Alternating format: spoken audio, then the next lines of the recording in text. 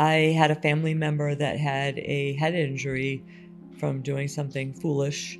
It resulted in a forehead injury that, if I recall, it ended up with like 38 stitches. Wow. So it bled quite a bit. I refused ambulance ride and said, I'll be fine, and you can drive me. This was on Cape Cod, Massachusetts. We couldn't contain the bleeding. Get to the emergency room, get to the curb, and somebody comes out and sees us. We're able to grab a wheelchair and seemed to be waiting in the waiting room for the longest time.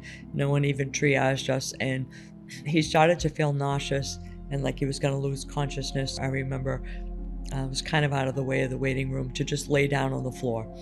And now I'm panic going, well, this is crazy. Earlier, as a teenager, I was a volunteer at this hospital, so I knew one of the environmental services men who'd been there for years. So I asked him if he could help. So we got him up into the wheelchair and he got him through triage. And so when he came out, his head was bandaged and he had stitches, and I get him in the car and he tells me the story.